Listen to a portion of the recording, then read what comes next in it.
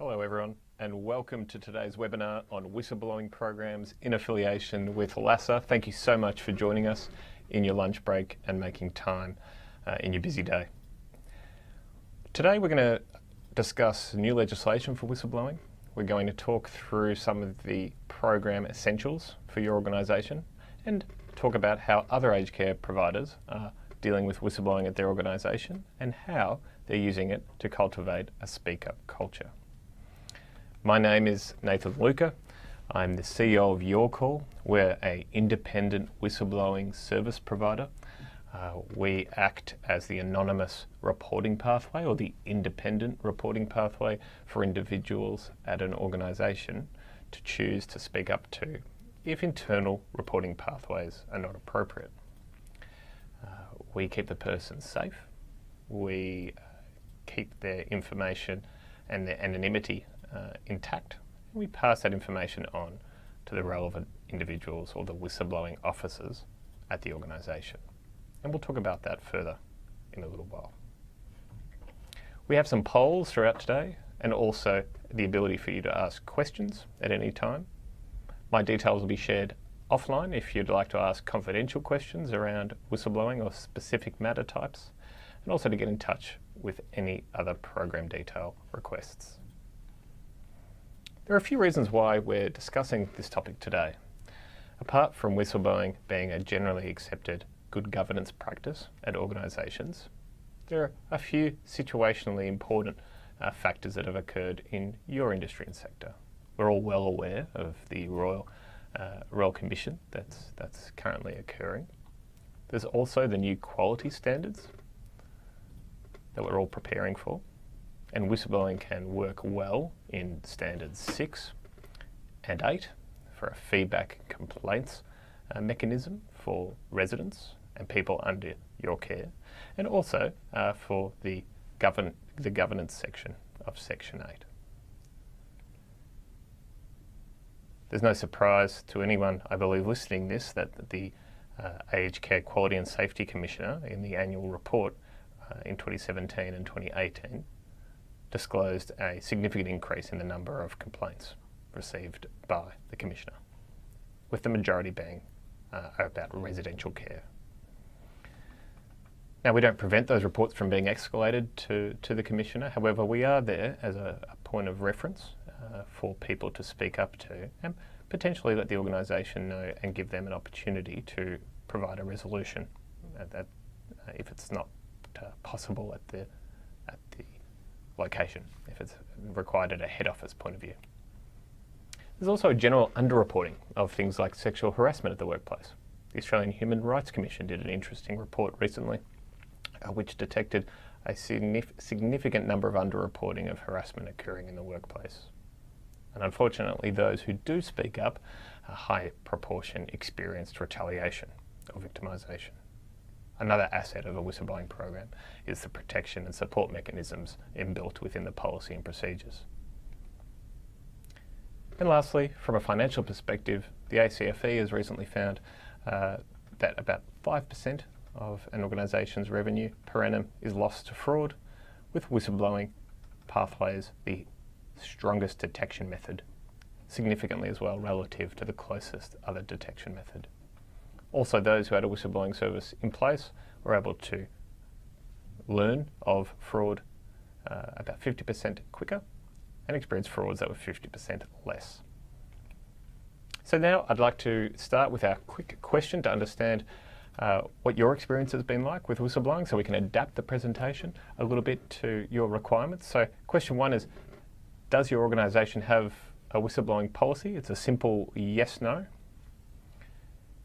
And then we will have a follow-up question. If you've answered yes, your level of involvement within that policy, be it an officer, potentially internal audit, in the HR team.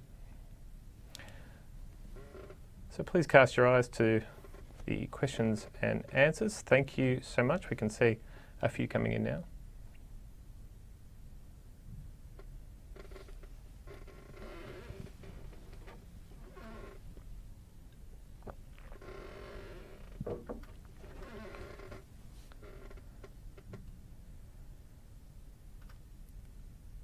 What we find working with organisations in the aged care sector is that many do have a policy, quite a short policy or procedure, that essentially loops back into the organisation.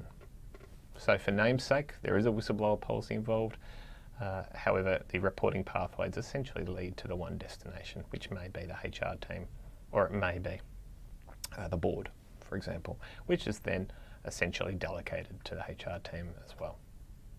So the lines of reporting and oversight is a little bit muddled there, and that's something we can talk about today. Okay, we might move on to the second question now around if you do. Those who have answered yes, thank you for that. There's also a further question about your involvement. It's always best for an organisation to establish a policy with multiple roles or multiple officers, and today we'll discuss those roles within the policy and also their importance within a successful or best practice policy or procedure. Alrighty. Starting with the new legislation. Recently this has changed and has changed a number of acts. We're going to focus on the Corporations Act specifically today. And it has focused predominantly on the private sector. The government and public sector have their own respective public interest disclosure legislation, which is important to understand, but today we'll focus on the new whistleblowing process. Although you may not qualify for the new legislation, it is important when we recommend that you at least consider it and use it as a North Star in putting together your program and understanding how your people may interact with the legislation downstream after reporting. So some of the main tenets of changes that have occurred is the restricted class of persons in the company who may receive disclosures, or the eligible recipients. They need to be clearly articulated. The definition of a whistleblower is expanded. That now includes relatives, dependents and spouses, along with a number of others. Many of our clients are extending their definition of whistleblower to residents, family members of residents, contractors, volunteers, etc. So a very broad stakeholder group that can be captured within the policy. It covers anonymous whistleblowers, which is a really important step that was required and a significant omission in the old legislative structure, which it protects an individual to make an anonymous report. It makes it easier for whistleblowers to seek redress if they do choose to remain anonymous or not, but also if they receive victimisation or retaliation. It also moves the obligation for good faith reporting. In terms of a policy, this is the mandatory item under the legislation for large public organisations or private businesses or private organisations or ASX listed companies. The policy has some core tenets that's required, and the legislation covers, I guess, the bare minimum of what's required, and that's outlined on the slide here. It's the how and the whom the disclosures may be made, what disclosures are protected, and the types of misconduct, I guess, a definition of misconduct, which we'll talk about that soon. What's important is to consider also support and protection mechanisms. It's important to ensure that support is well articulated as well for your individuals and that they have access to those support mechanisms pre-reporting. So they're aware of that it's not on a needs basis.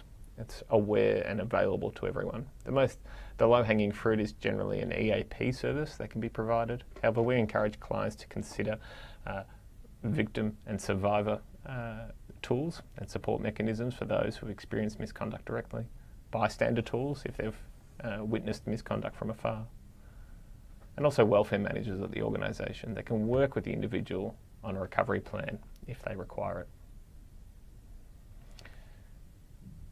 The policy is essentially the plank or the foundation of the program.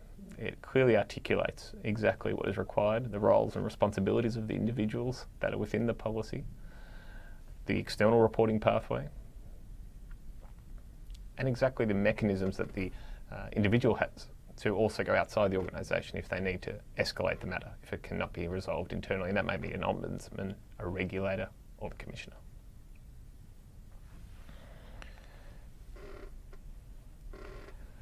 In terms of setting up a program, the most important part is the policy, ensuring it's legally compliant but also compassionate, fair, and values driven, and it aligns with the other policies within your organisation. Secondly, commitment from the top. It's a basic recommendation, but something that we see regularly that is sidestepped.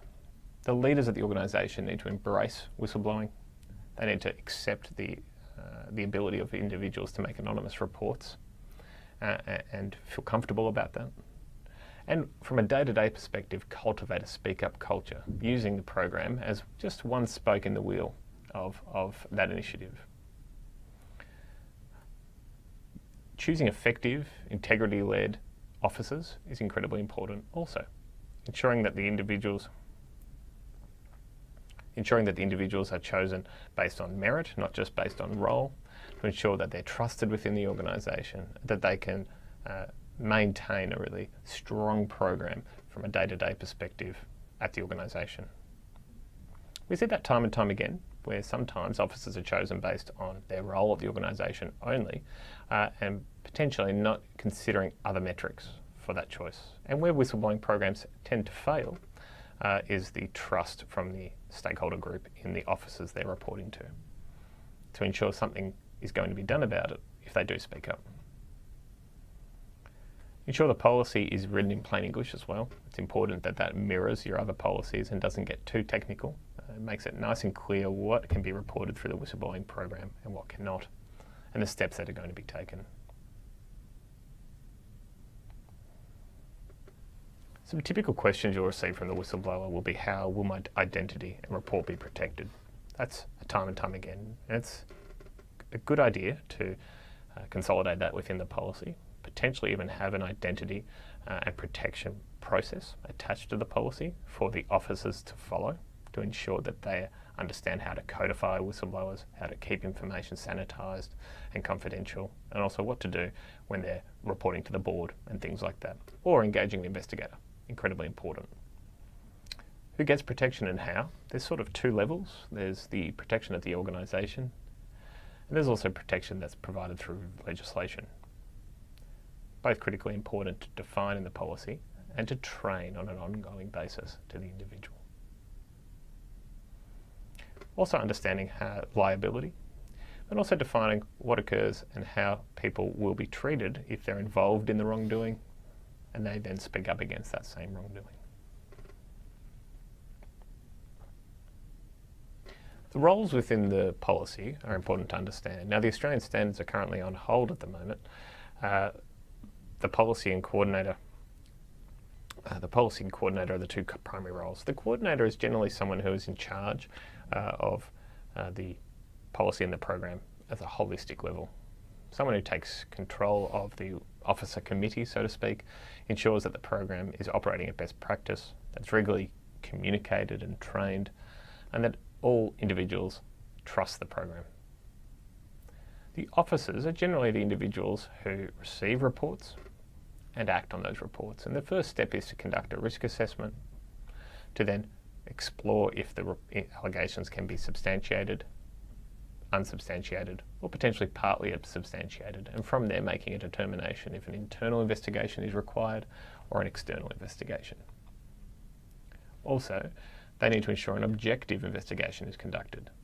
They take responsibility of the individual's well-being, their support, helping them react to any potential retaliation or victimisation that occurs. That's the role of the officer. There are obviously competencies that individual shall meet, and also to ensure that the person has the latitude to conduct an investigation of a potentially very sensitive and serious matter. Common roles that are in these positions are generally the department heads at an organisation, and it crosses from HR, risk, internal audit, and the C-suite. It's also important to consider how to enforce a 360-degree reporting process. So we call that role an alternative officer. Your organisation may have a different name for that role, but it essentially means if the officers are involved in the allegation or there's a conflict of interest, what is the escalation pathway for that individual to seek out and for the information flow to be accurately handled with proper, sufficient oversight and without any information leakage. There are some common pitfalls that occur. One is establishing the policy, be it even a compliant policy, and then filing it away and forgetting about it. The most important thing about a whistleblowing program is that it's well known, it's trusted, and it's known how to make a report. So, in the future, if an individual witnesses wrongdoing or is the victim of wrongdoing, they understand the pathway that they should speak up to, that they trust the organisation that something's going to be done about it, and that they believe the organisation that the leaders have a zero tolerance to misconduct. So quite commonly we see that that message is lost. People then in engagement surveys will answer questions like, have you seen any wrongdoing at the organisation in the last 6 months, in the last 12 months? Yes, no. And they receive high reports of, yes, misconduct has been seen, and then no, I chose not to report. And there are a range of reasons why there may be barriers. One of those is insufficient comms and training. Another reason is a lack of consultation. For example, large aged care provider with multiple locations, head office implements a program and then does not do any site checks, any compliance checks. No consultation with site or regional managers on the success of the program or the attitudes and adoption of the program for the people on the ground. Many clients brand the program to be something better suited to the organisation's cultural fabric than the word whistleblowing, and we'll explore that shortly with a case study. Secondly, limited pathways. As mentioned earlier, it might be a rudimentary policy with just send an email to a random email address that's managed by one or two individuals. Very hard to remain anonymous, quite easy to re-engineer that information as well, and also generally receives low numbers of reporting. It's best to have a range of pathways that people can speak up to without the organisation making assumptions of what the person's reporting preference would be like post-report. So that's generally a dangerous territory to get into. But also the employee demographics or stakeholder demographics of what their preferences may be it anonymous letter, hotline, online app, directly in office with face-to-face with the officers, etc. We've talked about constructing it with other policies to ensure that it is well suited to the policy landscape of the organisation. We're at a second poll here, and I see some questions coming through, so thank you for sending those through. I'll get to those as we answer this poll. We're interested to know if your whistleblowing policy provides access to an external reporting pathway. In terms of the question, Ari, the policy, yes, the date is not January 2019, it is later in the year and in 2020. We'll have a legislation fact sheet available after this webinar with all the key dates and information. So thank you so much for the poll.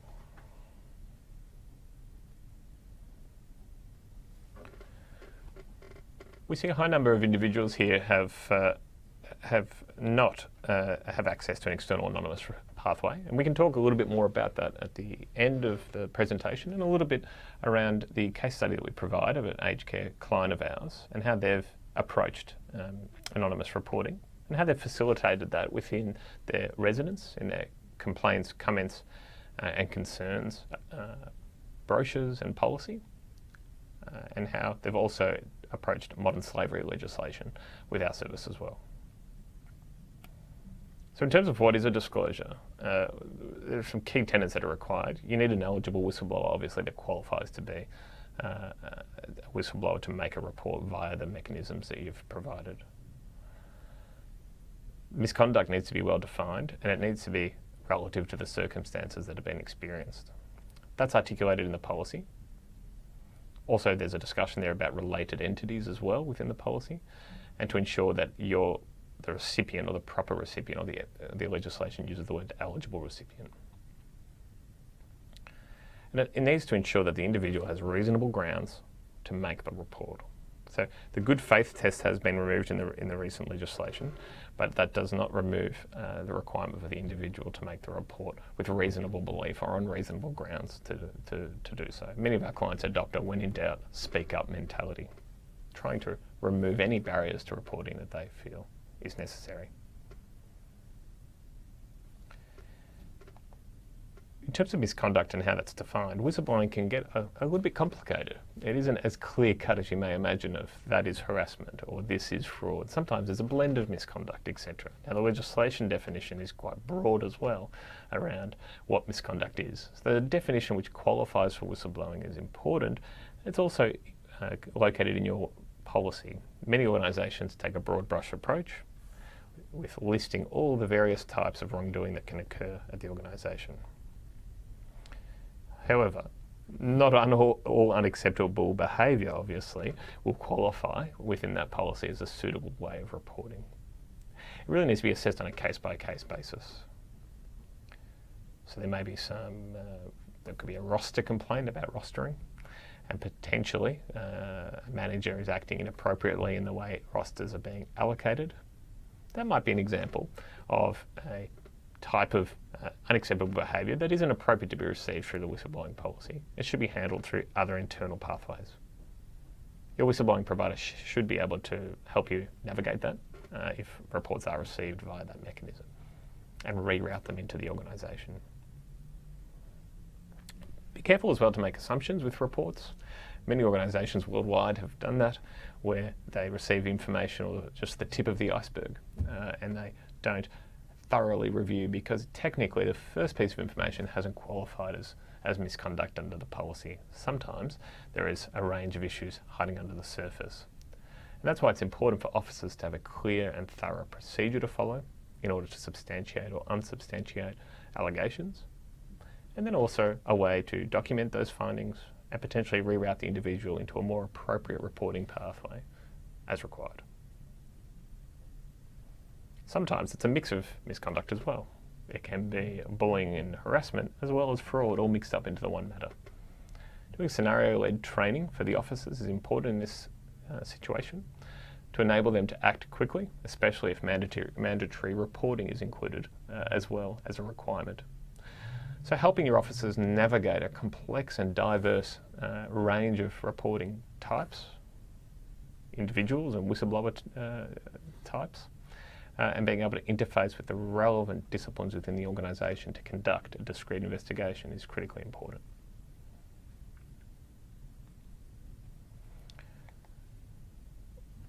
What's also important to understand is the way that these matters are investigated. Your investigation or approach all connect into one cohesive model of how something is handled and reviewed internally. Particularly with whistleblowing, being prompt and responding to the individual quickly and in a timely fashion is critical, especially if it is an allegation of elder abuse made by a resident. Although you already have policies and procedures in place to handle those types of reports, thought needs to be given of how the information travels through your whistleblowing program, how the officers receive that information, how they conduct a discrete investigation in parallel with the internal procedures that may have failed in this instance, how it can be conducted independently,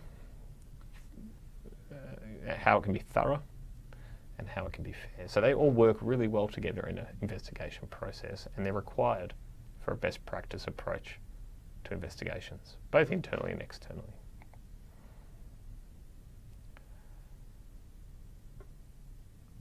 Another poll as we lead into the case study here, if you'd like to participate, is, in your opinion, how effective your organisation's whistleblowing program is. There are a range of best practice tools that will be provided after this session. We've worked with LASA and a number of other partners to put together thorough and robust toolkits and checklists for yourselves and other people at your organisations to consider their programs, to audit or to begin a new program from scratch. So we'll definitely provide those resources at a later date.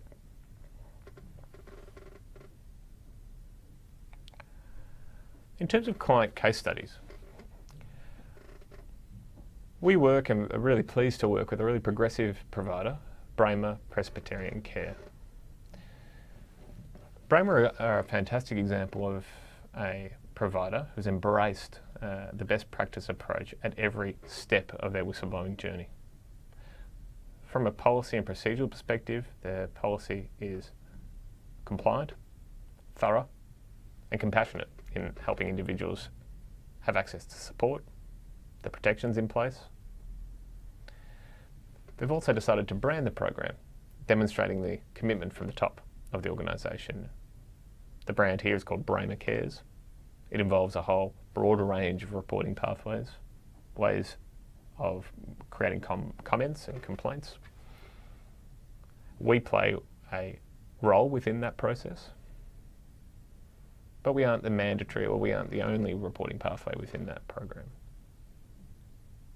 The positive of an approach like that is the program attaches itself to Bramer's culture, its values, its way of doing business.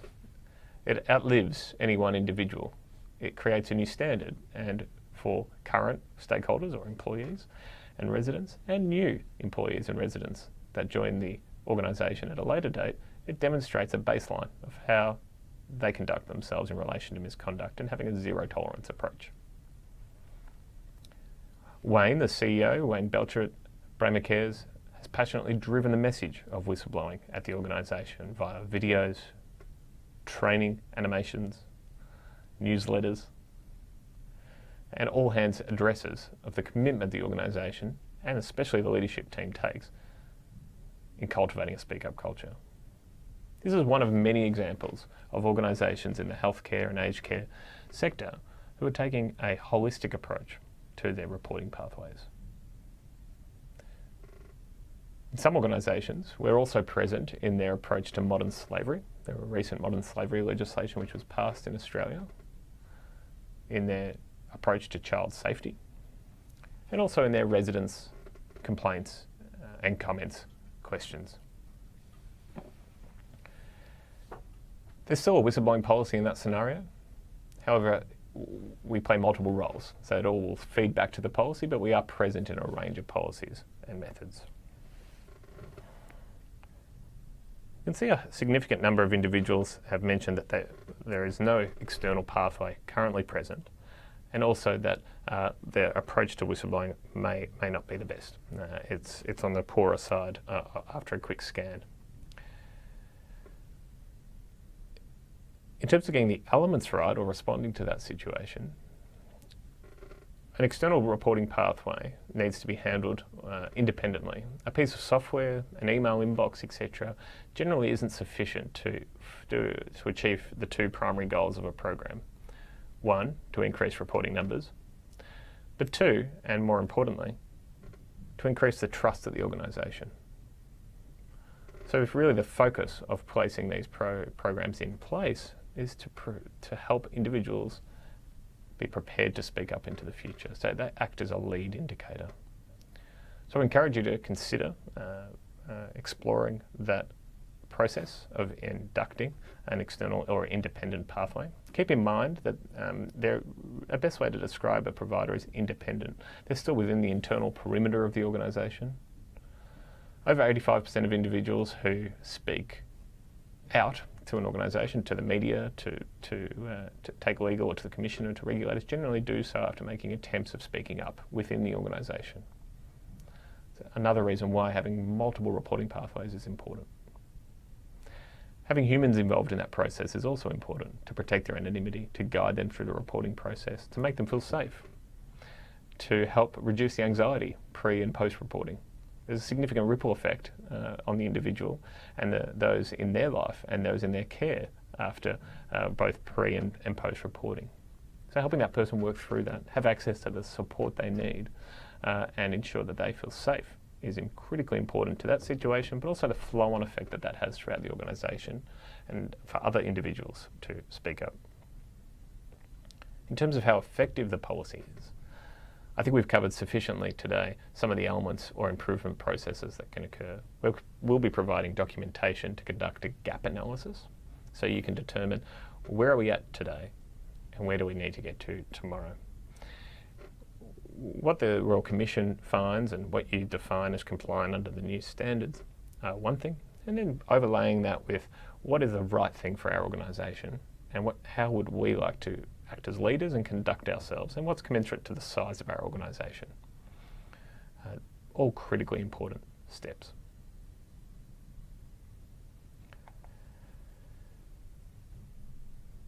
In summary of today's discussion, we've spoken about the importance of a policy and the program.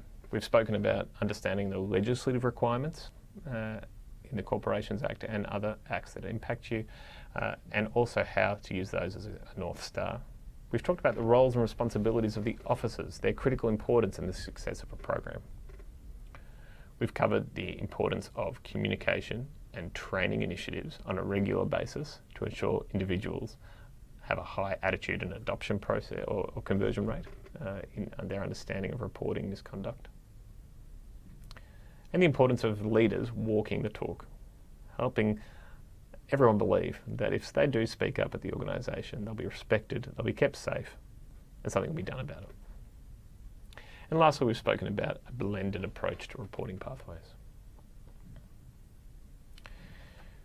We have a few extra questions here, and one question is it a good idea to open the reporting program or the whistleblowing program up to residents? We'd say around 50% of our aged and healthcare clients are deciding on that very point at the moment. On one hand, it's incredibly important to open up a whistleblowing service to patients and individuals in their care and their families. And on the other hand, there's a belief that there are sufficient reporting pathways in place currently at the organisation that does not warrant a whistleblowing program or an anonymous reporting pathway.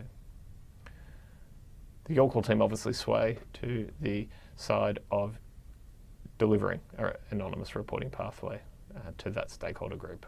We feel as though it adds value, it demonstrates the approach to misconduct and wrongdoing, and being a 360-degree program when you have an independent reporting pathway, it demonstrates the leader's commitment to walking the talk, as reports can be made up against anyone at the organisation. It also works as a sufficient deterrent, similar to security cameras in a retail store preventing theft, similar as a whistleblowing program that's well communicated and structured. Individuals understand that there is a very openly and welcome channel for their colleagues and other stakeholders to report wrongdoing quite easily. And in many sectors and instances we see, although reporting numbers may be low, a well-established, well-branded and well-communicated program acts as a deterrent and fulfills a very important role at the organisation in that fashion. That brings us to the end of the session today, and I'd like to thank you for your participation through your lunch hour. We're available at any time via the details that will be provided. We hope you found the content useful, and we hope that you find the supplementary toolkits and checklists useful to conduct an audit of your program, to establish a program from scratch, or to ensure that your current program is being managed efficiently. Thank you so much. I'm Nathan, and on behalf of the team at York Hall, we appreciate your attendance.